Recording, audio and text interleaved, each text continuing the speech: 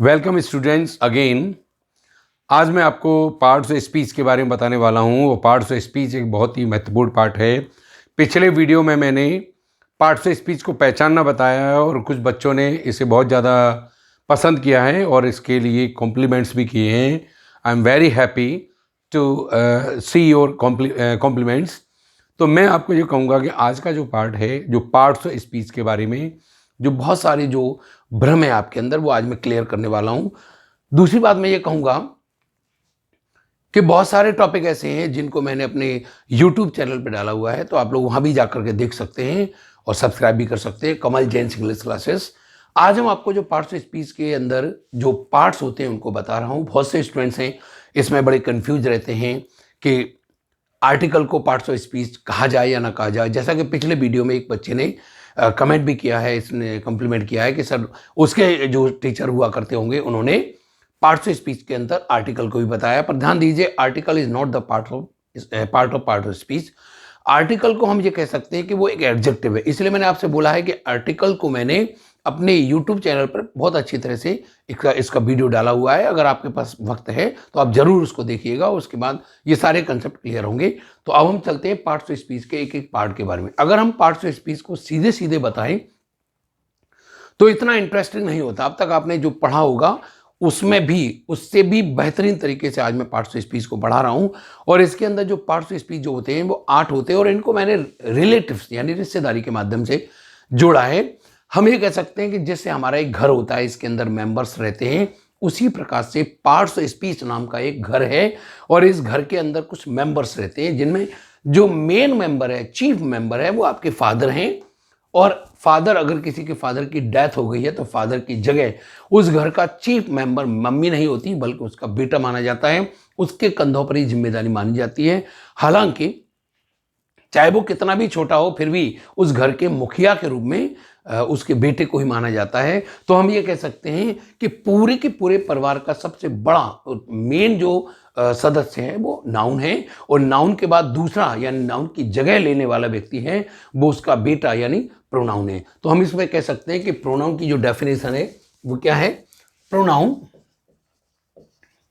और प्रोनाउन की हम डेफिनेशन बोलेंगे अ वर्ड, एक ऐसा शब्द used in place of a noun, जो नाउन की जगह पर हम यूज करते हैं। और इसलिए हम ये कह सकते हैं जैसे बॉय एक नाउन है तो इसकी जगह हम ही यूज कर सकते हैं। गर्ल एक नाउन है, इसकी जगह हम सी यूज कर सकते हैं। बुक एक नाउन है, इसकी जगह हम प्रोनाउन इट यूज कर सकते हैं।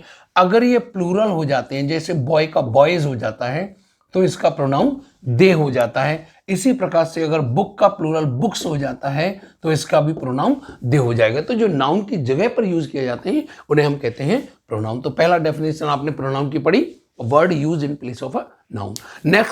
नेक्स्ट पार्ट है आपका वर्ब, थर्ड पार्ट। वर्ब को मैंने मम्मी क्यों कहा है, क्योंकि मम्मी को बेटे की और अपने हस्बैंड की एक्टिविटीज पता होती हैं। यानी अगर कोई माँ से ये पूछता है कि आपके हस्बैंड कहाँ गए हुए हैं, क्या कर रहे हैं, तो वो कह सकती है कि वो वर्क कर रहे हैं, काम कर रहे हैं। और अगर उससे पूछा जाता है कि आपका बेटा क्या कर रहा है तो वो कह सकती है कि वह खेल रहा है। उन दोनों की जो एक्टिविटी है अर्थात उन दोनों की जो एक्शन है वो माँ को पता होती है। इसलिए हम वर्ब की डेफिनेशन क्या बोल सकते हैं। Verb tells the actions of a noun और प्रोनाउन। ध्यान दीजिए, नाउन और प्रोनाउन ही एक्शन करते हैं और इसलिए इन दोनों की जो एक्शंस हैं वो कहलाती है वर्ब। जैसे अगर मैंने ये कहा राम इज वर्किंग, तो राम क्या एक्शन कर रहा है, वो वर्किंग कर रहा है। अगर मैं ये कह देता ही इज प्लेइंग, यानी ही जो प्रोनाउन है वो क्या कर रहा है, वो खेल रहा है। तो इस नाउन या इस प्रोनाउन की जो एक्टिविटी है वर्किंग और प्लेइंग, इसको हम क्या कहेंगे, वर्ब। यानी आपने थर्ड पार्ट जाना, मम्मी का काम है जो नाउन और प्रोनाउन यानी फादर और सन की एक्टिविटी को बताना। नाउ फोर्थ नंबर है आपका एडजेक्टिव। एडजेक्टिव को मैंने बुआ क्यों कहा है, क्योंकि बुआ अपने भैया की और अपने भतीजे की बहुत ज्यादा तारीफ करती है। वो अपनी भाभी की तारीफ नहीं करती, ननद भौजाई की तो बनती ही नहीं। तो आप इसके रिश्ते के माध्यम से कह सकते हो जो नाउन और प्रोनाउन की तारीफों के पुल बांधे, उसकी क्वालिटी बता दे, वो समझ जाना एडजेक्टिव होगा। तो हम एडजेक्टिव की डेफिनेशन ये लिखेंगे, adjective tells the quality, quality बता सकता है, क्वांटिटी बता सकता है, साइज बता सकता है, शेप बता सकता है, कलर बता सकता है, नेशनैलिटी बता सकता है और पर्पस बता सकता है, सब कुछ बता सकता है। लेकिन किसका? ऑफ अ नाउन और अ प्रोनाउन, यानी किसी नाउन या प्रोनाउन की क्वालिटी बताएं, क्वांटिटी बताएं, ये सारे मतलब जो है वो सारे के सारे एडजेक्टिव कहलाते हैं। जैसे अगर मैंने बोला 10 बॉयज, तो 10 इज टेलिंग द नंबर। अगर मैंने कहा मच मिल्क, तो मच जो है ना वो उसकी क्वांटिटी बता रहा है। अगर मैंने कहा ब्यूटीफुल गर्ल, तो ब्यूटीफुल किसकी क्वालिटी बता रहा है? गर्ल की। देन ब्यूटीफुल एक क्वालिटी बता रहा है। अगर मैंने कहा राउंड टेबल, तो राउंड उस टेबल की शेप बता रहा है। अगर मैंने कहा रेड पेन, तो रेड उस पेन की कलर बता रहा है। अगर मैंने कहा लॉन्ग ब्रिज, तो उस ब्रिज की लॉन्ग यानी लंबाई यानी साइज बता रहा है। और अगर मैंने कहा इंडियन सोल्जर, भारत का सैनिक, तो इंडियन उसकी नेशनलिटी बता रहा है। इस प्रकार से किसी भी नाउन या प्रोनाउन की क्वालिटी, क्वांटिटी, कलर, डिजाइन, कोई भी अगर नाउन या प्रोनाउन के बारे में बोलता है तो वो ये कहलाएगा एडजेक्टिव। तो आपने तीसरा जो चौथा पार्ट जो पढ़ा, बुआ, जो भैया और भतीजे अर्थात नाउन और प्रोनाउन की क्वालिटी बताती है। अब नंबर आता है पांचवा पार्ट, कंजक्शन। कंजक्शन को मैंने बोला है मीडिएटर है। वो मीडिएटर का काम है शादियां करवाना, और वास्तविकता में शादियों का सीजन है, जूते भी वो सबसे ज्यादा खाता है, क्योंकि मीडिएटर केवल और केवल जोड़ने का काम करता है। उस बेचारे का काम है वो जोड़ना, संबंध कराना होता है। नाउन को नाउन से जोड़ सकता है, प्रोनाउन को प्रोनाउन से जोड़ सकता है, नाउन और प्रोनाउन जोड़ सकते हैं, एक नाउन एक प्रोनाउन, प्रोनाउन एक नाउन, कुछ भी जोड़े जा सकते हैं। दो क्लॉजेज जोड़ सकते हैं, दो फ्रेजेज जोड़ सकते हैं, क्योंकि नाउन क्लॉजेज और फ्रेज नाउन फ्रेज होंगे तो वो जोड़े जा सकते हैं। तो ओवरऑल इसका जो कंजक्शन का जो वर्क है वो क्या है? टू कनेक्ट टू और मोर नाउन्स, प्रोनाउंस, क्लॉजेज और फ्रेजेज। कई बार देखने में आता है, ऐसा लगता है जैसे उसने एडजेक्टिव को जोड़ दिया है, पर वो एडजेक्टिव को जोड़ रहा है, उसमें नाउन एक कॉमन के रूप में होता है। पहले तो हम कंजक्शन की डेफिनेशन क्या बोलेंगे? कंजक्शन की डेफिनेशन होगी, कंजक्शन कनेक्ट करता है, कनेक्ट्स टू और मोर, दो या दो से अधिक नाउन्स, प्रोनाउन को, क्लॉजेज को, क्लॉजेज जो है, और फ्रेजेस को, इनको जोड़ता है। जैसे अगर मैंने बोला Ram and Ravi, Sita and Gita, you and I. अगर मैं ये कहता हूं Sita is a beautiful and wise girl, Sita एक बहुत ही सुंदर और बुद्धिमान लड़की है, तो ऐसी स्थिति में आपको यह लगेगा कि मैंने दो एडजेक्टिव को और एंड से जोड़ दिया है। पर ध्यान दीजिए, इसमें जैसे x square plus x y में हम एक्स कॉमन ले लेते हैं, उसी प्रकार से इसमें भी a beautiful girl and a wise girl में गर्ल को कॉमन ले लिया है। तो इंग्लिश मैथ बेस्ड होती है, इस वजह से ऐसा है। मैं आपको, मेरा पढ़ाना आपको इसलिए अच्छा लगता है क्योंकि मैं एक मैथमेटिक्स का स्टूडेंट रहा हूँ। Actually I had just completed my MSc in 1993 from Agra College, and I was the topper of mathematics student. I got first position in the whole college, and I was the topper at that time. After that, I have just completed my engineering from Delhi. मैं engineer भी हूँ। फिर मैंने 99 में मैंने MA किया है, और मेरी जो बिगेस्ट प्रॉब्लम थी, earlier I have just told you, मेरी जो प्रॉब्लम थी वो इंग्लिश थी, और उसी इंग्लिश की वजह से मेरे सिलेक्शंस नहीं हो पा रहे थे। पर हाँ, मैं ये सोचता हूँ कि अगर मुझे जैसा टीचर मिल गया होता तो सिलेक्शन हो जाते। मैं आपको मिल गया हूँ, तो मैं वायदा करता हूँ जिस कंसेप्ट को मैं क्लियर करा रहा हूं, रीजन ये है कि जिस कंसेप्ट से मैं परेशान रहता था, आज मैं आपके वो सारे कंसेप्ट क्लियर करा रहा हूं। आप इसी तरह से पढ़ते रहिए और जानिए कि वास्तविकता में कंसेप्चुअल इंग्लिश क्या होती है। केवल ऊपर ऊपर से इंग्लिश पढ़ लेंगे आप तो हो सकता है आपको लगे कि आपने बहुत कुछ सीख लिया है। मैं एक एक बेस को बताते हुए चल रहा हूं। जितनी भी चीजें आपको अब तो मैं कुछ दिनों बाद लाइव भी आऊंगा इस पर, बहुत सारी जो चीजें हैं जो बताते हुए जाऊंगा। और दूसरा, आपका जब तक एग्जाम होगा तब तक सारी चीजें करा दूंगा। मैंने आपको पैसेज के लिए भी बोला है, क्योंकि अगली वीडियो में पैसेज की ही डालने वाला हूं। बीच में मैं पैसेज कराते हुए चलूंगा। पैसेज जो है वो बहुत बड़ी बात नहीं है। एक्चुअली क्या है, उसको कराना बहुत ईजी है। आपके एक्स वाई ग्रुप में तो बेहद ईजी आते हैं। एसएससी और कैट लेवल की अगर हम बात करें तो बहुत बड़े बड़े आते हैं, लेकिन पैसेज कराने का तरीका दूसरा लोगों का थोड़ा डिफरेंट होता है। मैं अपने दूसरे तरीके से कराता हूं। मैं मान के चलता हूं पैसेज होंगे, और अच्छी तरह से आप खुद कहेंगे कि पैसेज करना बहुत टफ पार्ट नहीं है। 5 क्वेश्चन उसी के होते हैं, उसकी वजह से स्कोरिंग होती है। वोकैबुलरी भी कंपलसरी है, पर वोकैबुलरी को इतना ज्यादा मन लगाइए, हजारों लाखों वर्ड्स याद करने के बाद भी आप कोई कंफर्म नहीं कर सकते कि आप जो है उसका वो फंसेगा पेपर जो है एंटोनिम्स है सिनोनिम्स। और एक एक एंटोनिम्स सिनोनिम्स पे जान मत लगाइए, मैं भी कराऊंगा उसको। लेकिन ग्रामर सेक्शन ऐसा है जो सॉलिड है, इसके मार्क्स स्कोर करने के लिए आपको ग्रामर सेक्शन को, पैसेज को, इसको नहीं छोड़ना है किसी सूरत में। वोकैबुलरी भी अगर आ जाती है तो बेस्ट है, 4 या 5 क्वेश्चन तो एटलीस्ट आते ही आते हैं। लेकिन ग्रामर सेक्शन बहुत ज़्यादा कंपलसरी होता है, और ज़्यादातर लोग है ना वो ग्रामर सेक्शन को पढ़ा भी नहीं रहे होते इतना बढ़िया तरीके से। चलिए हम अगले पार्ट की तरफ चलते हैं। तो जैसे आपने देखा, ब्यूटीफुल और वाइज जो जुड़े हुए हैं, लग रहा है आपको जैसे वो एडजेक्टिव जुड़े हुए हैं, पर वास्तविकता में वो कंजक्शन की तरह ही जो है नाउन की तरह ही वर्क कर रहे होते हैं। यहाँ पर ये नाउन कॉमन होता है इसके अंदर। तो conjunction is a mediator which connects noun और प्रोनाउन, नाउन और प्रोनाउन को कनेक्ट करता है। इसके बाद जो पार्ट आता है उसे कहते हैं प्रीपोजिशन।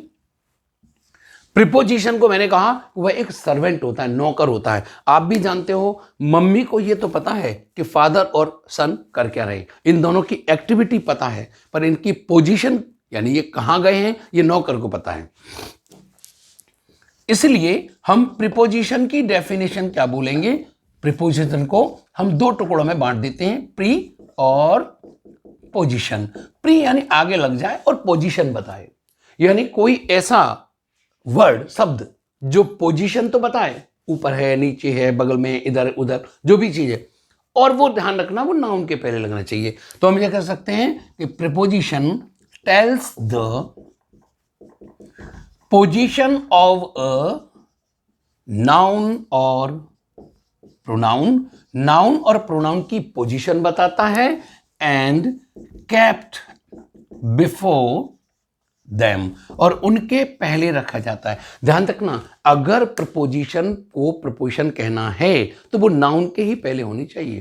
अगर मैं ये कहता हूं I am coming from Delhi, मैं दिल्ली से आ रहा हूं, तो दिल्ली यहां पर नाउन है, इसलिए मैं फ्रॉम को क्या बोलूंगा, प्रीपोजिशन, क्योंकि ये पोजीशन बता रही है कि दिल्ली से आ रहा है। लेकिन हर फ्रॉम प्रपोजिशन थोड़ी हो सकती है।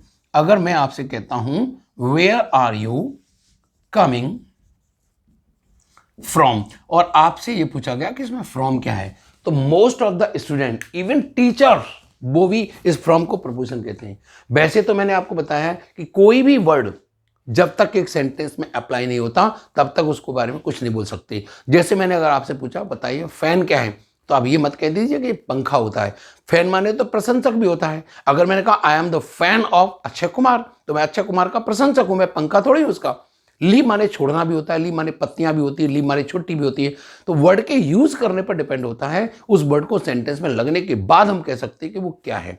अगर हम ये कहते हैं कोई भी वर्ड वो उस सेंटेंस में लगने के बाद ही पता चलता है कि वो क्या है। जैसे मैंने अगर आपसे कहा कि बताओ ये पेन क्या है, तो ये वर्ब, नाउन, एडजेक्टिव कुछ भी बन सकता है।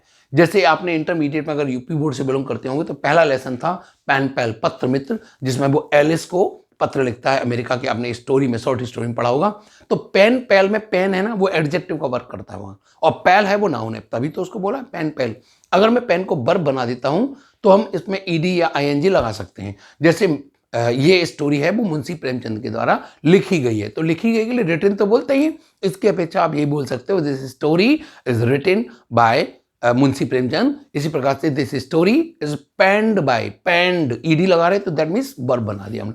तो एवरीथिंग इन इंग्लिश वर्ब हो जाती है। अब जैसे हाउस बोल रहे हो तो हाउस तो वैसे आपने कहा घर है, लेकिन वास्तविकता में हाउस में आईएनजी लगाकर आप बोल देते हैं हाउसिंग कॉलोनी है, हाउसिंग सोसाइटी है। तो अगर आप हाउस में आईएनजी लगा रहे हो तो दैट मीन्स वो वर्ब बन रही है। तो इंग्लिश के अंदर आप कुछ नहीं कह सकते, क्या है, कॉम, कॉम माने होता है कंघा, COMB, कॉम। तो कॉम कंघा भी होता है, लेकिन बाल काटने को भी हम कॉम करते हैं। जैसे मैं बाल काट रहा हूं तो मैं बोलूंगा आई एम कॉम्बिंग। तभी तो बीहड़ में क्या होता है, पुलिस कॉम्बिंग करती है। जहां टेररिस्ट वगैरह होते हैं वहां पर पुलिस क्या करती है, कॉम्बिंग करती है। तो कॉम यानी है तो कंगा, लेकिन उसमें आईएनजी लगाकर हम उसको वर्ब बना देते हैं। तो इंग्लिश के अंदर ये सबसे बड़ी बढ़िया चीज है कि एक वर्ड से हम बहुत सारी चीजें बना लिया करते हैं। अब चलते हैं हम और बताते हैं। तो प्रपोजिशन के बारे में मैंने आपको बताया कि प्रपोजिशन जब तक प्रपोजिशन नहीं होगी, जब तक कि वो नाउन के पहले ना लग जाए और उसकी पोजीशन बताए। ऐसा भी नहीं चाहिए कि नाउन के पहले लग गई पोजीशन है, नहीं, पोजीशन बतानी चाहिए। अब जैसे अगर ये कहें कि मैथ और इंग्लिश में कौन सी चीज पहले आई होगी, तो आपको बता दें इंग्लिश लैंग्वेज है, भाषा है। इंग्लिश और मैथ से मतलब नहीं है, हर भाषा पहले आती है। जब हम माँ की गोद में होते हैं तब भी हम पहले वर्ड्स बोलते हैं, मम्मी पापा ये बोलना सीखते हैं, मैथ थोड़ी बोलना सीखते हैं, फिजिक्स थोड़ी बोलना सीखते हैं। यही डिफरेंस हम यूपी बोर्ड और सीबीएसई बोर्ड की डिफरेंशिएट को करते हैं। जो सीबीएसई बोर्ड का बच्चा अगर मैथ में वीक भी है पर इंग्लिश में वो स्ट्रांग होता है, और यूपी बोर्ड का बच्चा मैथ में बहुत स्ट्रांग है पर वो इंग्लिश नहीं जानता, इसलिए वो अपनी बात को इंटरव्यूअर के सामने रख नहीं पाता है, इसलिए वो फेल हो जाता है। ठीक है, आप मैथ में बहुत इंटेलिजेंट है, फिजिक्स में बहुत इंटेलिजेंट है, पर how to express your ideas before the interviewer. Interview लेने वाले को आप बताओगे कैसे कि मैंने जो है क्या मैं जानता हूं, और वो भले ही मैथ में या फिजिक्स में वीक होता है पर ये एक्सपर्ट इन स्पीकिंग, ये एक्सपर्ट इन इंग्लिश, इस वजह से वो बाजी मार जाता है आप लोगों से। तो इसलिए ध्यान दीजिए, इंग्लिश को बहुत हल्के से न लेकर के इसको ढंग से समझिए, और इस वेरी इजी पार्ट। चलिए, तो मैं जैसे आपको बता रहा था कि अगर अंडर रूट की बात की जाए, अंडर रूट क्या है, या प्लस या माइनस या सिंबल, कोई भी जितने मैथ के हैं इनको मैथ के अकॉर्डिंग इनको सिंबल कहोगे, पर वास्तविकता में ये सारे प्रपोजिशन। अगर मैं इस अंडर रूट के अंदर 25 रख देता हूं तो इसकी वैल्यू क्या आ जाएगी, 5। तो अगर आपसे कहते कि अगर अंडर रूट नहीं होता तो क्या 25 की वैल्यू 5 आ जाती, नहीं आती। तो वास्तविकता में 25 की पोजीशन कौन बता रहा है, अंडर रूट। अगर किसी मैथ के टीचर से अगर आपने पूछा कि 120 में और 110 को प्लस करना है, जोड़ना है, तो प्लस का साइन मुझे आगे ही क्यों लगाना पड़ रहा है, तो रीजन ये है कि आगे लग रहा है और फिर आपको पोजीशन। अगर मैं प्लस का चिन्ह नहीं लगाता तो आपको कैसे पता चलता मैं प्लस करने की बोल रहा हूं या माइनस। यानी जो सिंबल्स हैं वही आपको इंडिकेट करते हैं, बताते हैं कि इनकी पोजीशन क्या होगी। अगर किसी मैथ वाले टीचर से पूछ के देखना, ये प्लस का चिन्ह माइनस का चिन्ह आगे क्यों लगाते थे सर, पीछे लगा दो क्या परेशानी है, नहीं लग सकते, ऊपर लगा दो लग जाएंगे, नहीं लगेंगे, क्यों, क्योंकि पोजीशन तो वही बताएगा जो उस नाउन के पहले लगा होगा। इसलिए ये प्लस माइनस वगैरह है, ये सारी की सारी प्रपोजिशन है। अगर स्टैंडर्ड इंग्लिश की बात करोगे तो ये मेरी सबसे बड़ी दुखती रग थी वो इंग्लिश थी। मैं बहुत इंग्लिश में वीक हुआ करता था, मैंने बहुत सारे एग्जाम्स क्वालिफाई भी किए, लेकिन कब, जब इंग्लिश पढ़ाने लगा। अदरवाइज बहुत से लोग मुझसे कह देते हैं कि I been the student of science, that means मैंने एमएससी किया और मैं पढ़ा इंग्लिश रहा हूं। Reason is that practically math वाले बच्चे के साथ ये होता है प्रैक्टिकली। और जो कोई सीधे सीधे इंग्लिश पढ़ा रहा होता है, आगरा में बहुत सारे टीचर हैं जो पढ़ा रहे हैं भीड़ इकट्ठी करके सिर्फ धंधे की जुगाड़ बनाए हुए हैं। लेकिन मैं क्या कहूँ लोगों को, अपने अपने बेचारे और बेचारे बच्चे हैं, गांव से चलते हैं, गरीबों के बच्चे बड़ी मुश्किल से बेचारे पैसे लेके आते हैं और वो इस तरह से ठग लिए जाते हैं। बहुत ज्यादा अन्याय है।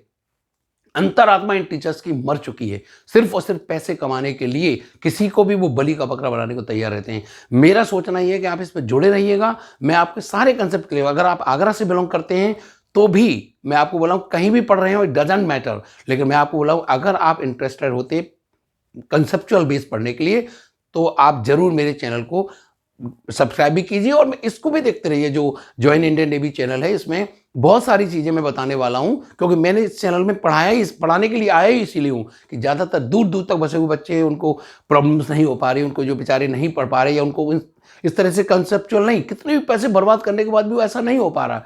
तो मैं बोल रहा हूं कि आपसे ये उम्मीद करता हूं कि बहुत कुछ जाने और कंसेप्चुअल बेस जाने। आप ये भी मत समझिए कि आपके कोर्स नहीं हो पाएगा, कोर्स की गारंटी मेरी, मैं आपका सारा कोर्स जब तक आप एग्जाम देने जाओगे तब तक आप स्ट्रांग तरीके से आप एग्जाम देंगे, एक एक क्वेश्चन ढंग से करेंगे आप। तो चलिए, प्रपोजिशन के बारे में आपने जाना कि प्रपोजिशन वो वर्ड होता है जो पोजीशन बताता है। अब हमने अगर बोला कि where are you coming from में फ्रॉम प्रपोजिशन नहीं है, तो फिर आप पूछेंगे फिर क्या है। तो जानिए इस प्रपोजिशन के बाद अगला पार्ट आता है एडवर्ब। एडवर्ब को मैंने क्या कहा है, फूफा जी। सर्वेंट क्या करता है, केवल पोजीशन बताता है। फूफा जी पूरे रिश्तेदारों में सबसे खतरनाक प्राणी होते हैं। मैंने इनको खतरनाक क्यों बोला, क्योंकि वास्तविकता में ये पता नहीं किस मतलब ऐठ में रहते हैं, गुस्से में रहते हैं। और ये कहते हैं फूफा जी कि हमारा बेटा और हमारा जो साला और साले का बेटा अर्थात फादर और सन, ये दोनों बेकार लोग हैं, ये अच्छे लोग नहीं हैं, इनसे उनकी पटती नहीं है। लेकिन वो सलहेज की तारीफ करते हैं, अर्थात वर्ब के बारे में कहते हैं हमारी सलहेज बहुत अच्छी है, सीधी है बेचारी। इसलिए वर्ब की तारीफ कौन कर रहा है, फूफा जी। और नाउन और प्रोनाउन साले और साले के बेटे की तारीफ कौन करी, बुआ जी। तो बुआ जी ने इन दोनों को पसंद करता है। और ये एडवर्ब है ना, ये यानी अर्थात फूफा जी है, वो किसको पसंद करते हैं, वर्ब को। यानी वर्ब की क्वालिटी बताए वो फूफा जी है। बुआ की भी क्वालिटी बताते हैं फूफा जी, कंजक्शन की भी क्वालिटी बताते हैं फूफा जी, सर्वेंट यानी नौकर की भी क्वालिटी बताते हैं, और ये खुद की तारीफ भी बताते हैं। यानी हम ये कह सकते हैं कि एडवर्ब एक ऐसा शब्द है जो किसी वर्ब, एडजेक्टिव, कंजक्शन, प्रीपोजिशन और खुद एडवर्ब की क्वालिटी बताता है। तो हम एडवर्ब के बारे में बोल सकते हैं, adverb tells the quality of verb, adjective, adverb, conjunction और प्रपोजिशन, यानी इन सब की क्वालिटी बताए वो समझ जाना एडवर्ब है। अगर मैंने कहा ही रैन फास्ट, तो ही रैन फास्ट में रैन के लिए फास्ट काम कर रहा है, तेज भागा। आपने पूछा कैसे भागा, तो fast is working for verb, और वर्ब के लिए काम करने की वजह से फास्ट यहां पर एडवर्ब बन गया। अगर मैंने कहा ही इज वेरी लेजी, वह बहुत ज्यादा लेजी है, आलसी है, तो लेजी जो वर्ड है वो एडजेक्टिव है, और उस एडजेक्टिव के लिए वर्क कर रहा है वेरी, देन ये वेरी भी एडवर्ब कहलाएगा। अगर मैं ये कहता हूं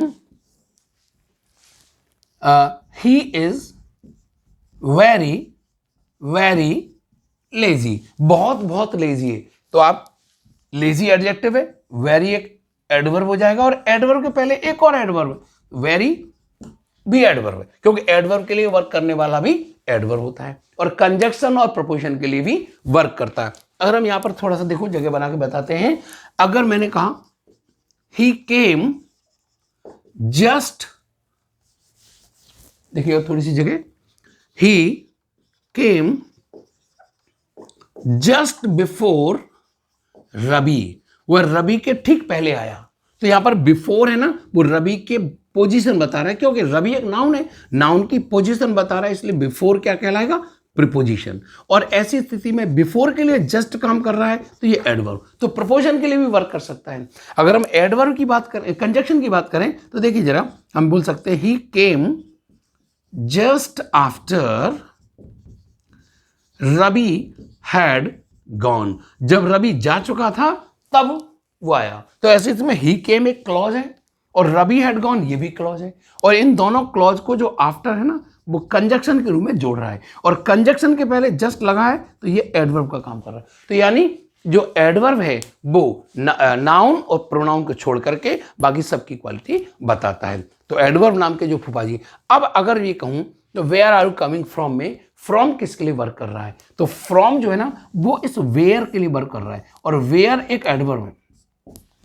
अगर कोई ये कहता है वेयर को आपने एडवर्ब कैसे कह दिया, तो वैसे फिलहाल ये समझ लीजिए 4 वर्ड है इंटरोगेटिव के अंदर, वेयर, वाई, व्हेन और हाउ। ये चारों जो वर्ड हैं वो एडवर्ब होते हैं, ध्यान रखना। इनसे संबंधित जितने भी वर्ड होंगे वो एडवर्ब ही कहलाएंगे। अब जैसे वेयर एडवर्ब है तो देयर भी एडवर्ब है, तो हियर भी एडवर्ब है, और वेयर एक प्लेस को बताता है तो उसके स्थान पे आने वाला प्लेस भी एडवर्ब है। अगर मैं कहता हूं कि I am playing in the field, तो इन द फील्ड है ना, वो वेयर का जवाब है, तो वेयर एडवर्ब है, इसलिए इन द फील्ड भी एडवर्ब है। इसी प्रकार से व्हेन भी एक एडवर्ब होता है। और अगर मैंने कहा I will come in the morning, तो इन द मॉर्निंग जो है ना वो एक एडवर्ब भी है। पहले तो कॉम्प्लीमेंट है, कॉम्प्लीमेंट के अंदर वो कॉम्प्लीमेंट फेज के अंदर उसको बोला जाए तो वो एडवर्ब ऑफ टाइम कहलाएगा। तो इसलिए वेयर, देयर, हियर ये एडवर्ब में, व्हेन, देन ये सारे एडवर्ब हैं। इसलिए जितने भी टाइम है, yesterday, now, never, always, often, already, सारे के सारे एडवर्ब है। तो एडवर्ब टाइम बताता है। अब यहां पर अगर मैंने कहा कि वेयर एक एडवर्ब है, वेयर आर कमिंग फ्रॉम है, फ्रॉम किसके लिए वर्क कर रहा है, एडवर्ब के लिए। तो एडवर्ब के लिए वर्क करने की वजह से इस फ्रॉम को भी आप एडवर्ब कहोगे। तो ध्यान दीजिए यहां पर फ्रॉम है ना, वो एडवर्ब है। किसी वर्ड को मैंने आपको अभी बताया, किसी वर्ड को आप ये नहीं कह सकते कि वो क्या है, क्योंकि जब तक वो एक सेंटेंस में लग नहीं जाए। अगर एक स्विच के ऊपर लिखा होता है ऑन या ऑफ, तो वहां पर ऑन और ऑफ है ना, वो वर्ब हैं, आप उनको प्रपोजिशन मत कह देना। वहां पर ये थोड़ी कहा जा रहा है कि उस पेन उसके स्विच के ऊपर चढ़ जाइए। या कोई व्यक्ति पर डे अप डाउन करता है, आता जाता है, तो वहां पर अप और डाउन वर्ब की तरह वर्क कर रहे हैं। लोग कहते थे अप डाउन क्या है, तो ये डिपेंड करता है कि आप अप डाउन को वर्ब के रूप में यूज कर रहे हैं या अप डाउन ऊपर नीचे बोल रहे हैं। अप डाउन ऊपर नीचे के रूप में बोल दिया तो प्रपोजन है। तो हर वर्ड अपने आप में अलग तरीके से वर्क करता है, पर हमने क्या किया है कि उस चीज को इस तरह से एसोसिएट कर दिया है कि अब जब भी दिखाई देगा प्रपोजन कह देंगे, फ्रॉम जब भी दिखाई देगा प्रपोजन कह देंगे। पर मेरे भाई ऐसा मत कहिएगा, कोई भी वर्ड जब तक वो सेंटेंस में लग जाता है तब हम बताते हैं कि वो क्या है। एक एग्जाम्पल के द्वारा हम और समझाते हैं, देखिए जरा। तो ये तो आपका पार्ट्स ऑफ स्पीच का पार्ट हो ही गया, और इसके जो है 7 पार्ट बता दिए मैंने। और 8वां पार्ट इंटरजेक्शन है, उसमें तो केवल और केवल इंटरजेक्शन वर्ड्स आते हैं, जैसे एलास, हुर्रे, ओह, आ, आउच, इस तरह से वर्ड्स होते हैं। इसका कोई वैसे यूजेस नहीं है। अब जैसे पार्ट्स ऑफ स्पीच के बारे में थोड़ा सा और बताते हैं हम आपको, देखिए कितनी महत्वपूर्ण चीज है। पहले तो एक एग्जाम्पल के द्वारा इस चीज को और क्लियर करते हैं। जैसे आपने कहा हिप हिप हुर्रे, और इसके बाद राम ने एंड मैंने प्लेड, खेला, अ नाइस गेम, एक अच्छा गेम खेला। और कहां पर खेला, कैसे खेला, स्किलफुली खेला, बहुत अच्छी तरह से खेला। और कहां खेला, इन द फील्ड, मैदान में खेला। तो अगर हम ये कहें इस पूरे सेंटेंस को पकड़ करके, तो सबसे पहले हुर्रे जो लिखा है वो इंटरजेक्शन है, राम है वो नाउन है, और आई है वो प्रोनाउन है, और नाउन और प्रोनाउन को जोड़ने वाला एंड जो है वो कंजक्शन है। प्लेड जो एक्शन बता रहा है इसलिए वो वर्ब है। ए आर्टिकल है पर वो पार्ट्स ऑफ स्पीच नहीं है, ध्यान रखना। नाइस ये इसकी क्वालिटी बता रहा है इस गेम की, क्योंकि गेम नाउन है इसलिए नाइस है ना, उसकी क्वालिटी बताने की वजह से वो एडजेक्टिव कहलाएगा। और कैसे गेम खेला है, खेलने का मेथड, यानी वर्ब के लिए ये काम कर रहा है स्किलफुली, इसलिए वर्ब के लिए काम करेगा, तो ये एडवर्ब है। और इन द फील्ड में, फील्ड एक नाउन है, द एक आर्टिकल है, और इन उस फील्ड की पोजीशन बता रहा है, इसलिए इन एक प्रीपोजिशन है। हम और अब क्या करते हैं, जैसे कोई भी वर्ड दिया, हमने ये कहा ही इज जूनियर। आप जो आधा अधूरा पढ़ते हो इस वजह से ये गड़बड़ होता है। हमने कहा ही जूनियर और खाली जगह दे दिया, और मैंने आपसे कहा बताओ इसमें प्रपोजिशन कौन सी लगेगी। आप पक्का यहां पर टू लगा दोगे, क्योंकि आपको ये पढ़ा हुआ है, आपके बुक्स में पढ़ा और टीचर्स ने भी आपको ये पढ़ा दिया कि जूनियर टू लेता है। अरे भाई इस जूनियर की क्या वो है, यानी इसमें प्रपोजिशन आएगी, वो किसके लिए आएगी, नाउन के लिए।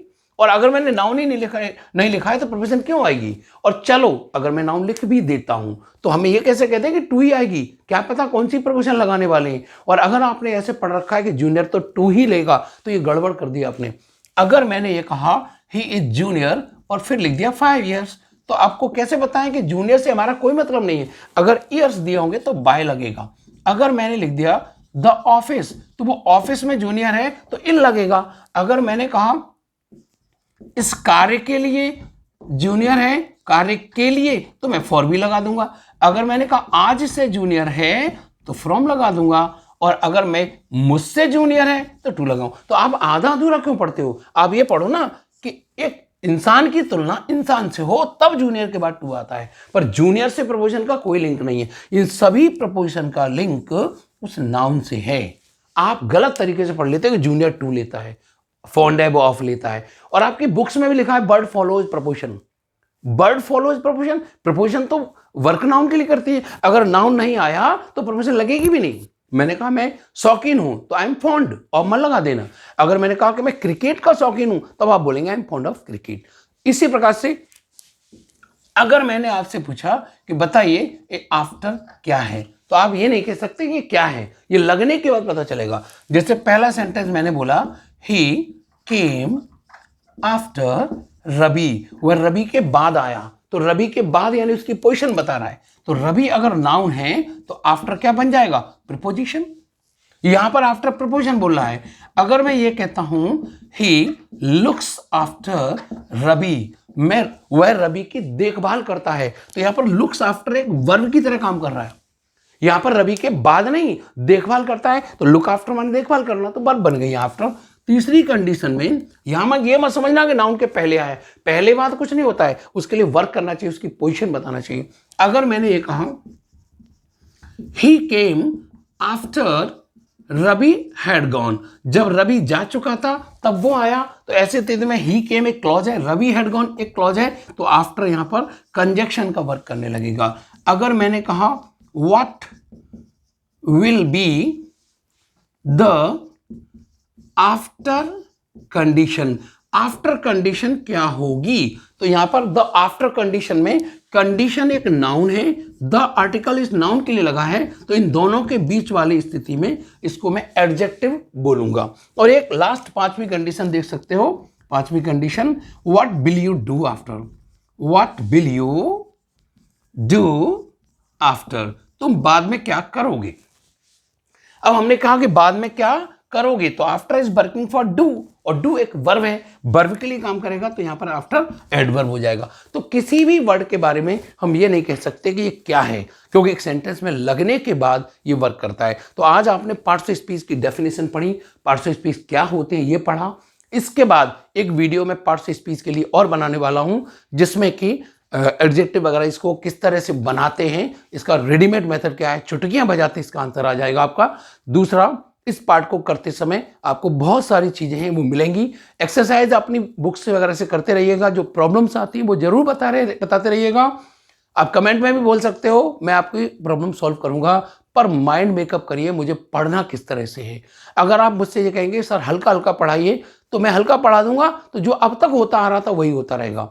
चाहे आप कहीं से बिलोंग करते हो मेरे भाई, कंसेप्चुअल पढ़िए। आपको इस वीडियो को देखने के बाद आपको लगेगा कि आपको सीख रहे हैं, और मैं आपका हमेशा सपोर्ट करता रहूँगा। तो your welcome to learn such type of English. Thank you for watching, और मैं आशा करता हूँ कि आपके लिए बहुत बहुत बहुत चीज़ें लेके आने वाला हूँ, और बढ़िया आपको जो है नॉलेज भी दूंगा। तो थैंक यू वेरी मच, और आप इस प्रकार से देखते रहिएगा। Thank you very much.